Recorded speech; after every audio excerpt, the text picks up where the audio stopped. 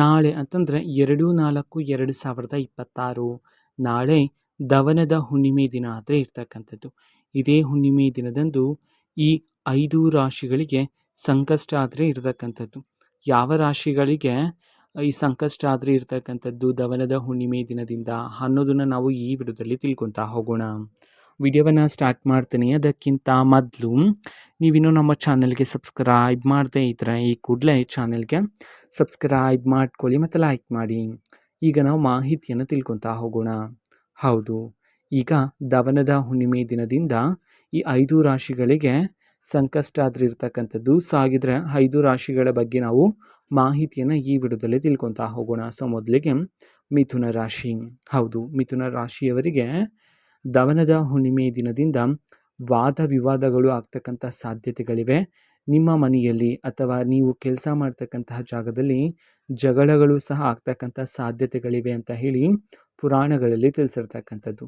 ಆದರೆ ನೀವು ಶಾಂತಿಯಿಂದ ಇರಬೇಕಾಗಿರುತ್ತೆ. ಅದೇ ರೀತಿ ನೀವು ಆಸ್ತಿಯಲ್ಲಿ ಸ್ವಲ್ಪ ತಕರಾರಿದ್ರೆ ಸೊ ಆಸ್ತಿಯ ಜಗಳನೂ ಸಹ ಆಗ್ತಕ್ಕಂಥ ಸಾಧ್ಯತೆ ಇದೆ. ಅದಕ್ಕೋಸ್ಕರ ನಂಬಿಕೆ ಬೇರೆಯವರ ಮೇಲೆ ಇಡಬೇಡಿ, ನಿಮ್ಮ ಮೇಲೆ ನೀವು ನಂಬಿಕೆ ಇಟ್ಕೋಬೇಕಾಗಿರುತ್ತೆ ಮಿಥುನ ರಾಶಿಯವರು.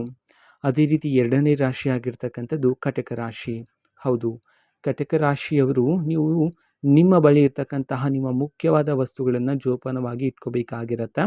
ಅದೇ ರೀತಿ ದವನದ ಹುಣ್ಣಿಮೆ ದಿನದ ನಂತರ ನಿಮ್ಮ ಅಂತಂದರೆ ಕಟಕ ರಾಶಿಯವರಿಗೆ ಜಗಳಗಳು ಸಹ ಆಗ್ತಕ್ಕಂಥ ಸಾಧ್ಯತೆಗಳಿವೆ ಅಂತ ಹೇಳಿ ಪುರಾಣಗಳಲ್ಲಿ ತಿಳಿಸಿರ್ತಕ್ಕಂಥದ್ದು. ನಂತರ 3ನೇ ರಾಶಿ ಕನ್ಯಾ ರಾಶಿ.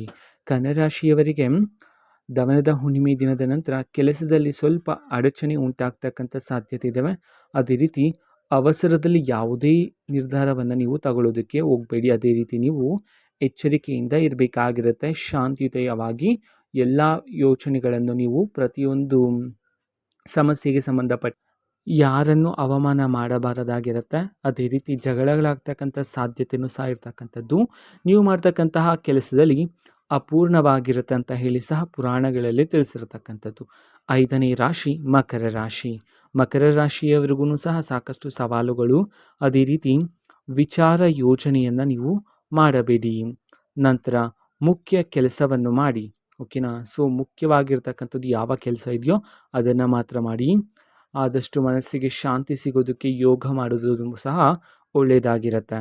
ಈ 5 ರಾಶಿಗಳಿಗೆ ದವನದ ಹುಣ್ಣಿಮೆ ದಿನದಿಂದ ಸಂಕಷ್ಟ ಎದುರಾಗ್ತಕ್ಕಂಥ ಸಾಧ್ಯತೆಗಳಿವೆ ಅಂತ ಹೇಳಿ ಪುರಾಣಗಳಲ್ಲಿ ತಿಳಿಸಿರ್ತಕ್ಕಂಥದ್ದು, ಓಕೆನಾ. ಸೊ ಇದು ಇವತ್ತಿನ ಒಂದು ವಿಡಿಯೋ. ಇದೇ ರೀತಿ ಇನ್ನು ಹಲವಾರು ಯೋಜನೆಗಳಿಗೆ ಸಂಬಂಧಪಟ್ಟಂತೆ ಮಾಹಿತಿ ಬಂದ ನಂತರ ಆದಷ್ಟು ಬೇಗ ನಾನು ನಿಮಗೆ ಇನ್ಫಾರ್ಮೇಷನನ್ನು ತಿಳಿಸ್ತೀನಿ. ಅದಕ್ಕೋಸ್ಕರ ಚಾನಲ್ಗೆ ಸಬ್ಸ್ಕ್ರೈಬ್ ಮಾಡ್ಕೊಳ್ಳಿ. ಮತ್ತೀಗ ನಾವು ಫೇಸ್ಬುಕ್ಕಲ್ಲೂ ಸಹ ಈಗ ವಿಡಿಯೋಸ್ಗಳನ್ನು ಅಪ್ಲೋಡ್ ಮಾಡ್ತಿದ್ದೀವಿ. ಫೇಸ್ಬುಕ್ ಚಾನಲ್ ಲಿಂಕನ್ನು ಡಿಸ್ಕ್ರಿಪ್ಷನ್ ಬಾಕ್ಸಲ್ಲಿ ಕೊಟ್ಟಿರ್ತಾನೆ, ಕ್ಲಿಕ್ ಮಾಡಿಬಿಟ್ಟು ಫಾಲೋ ಮಾಡಿ, ಓಕೆನಾ. So thank you, bye.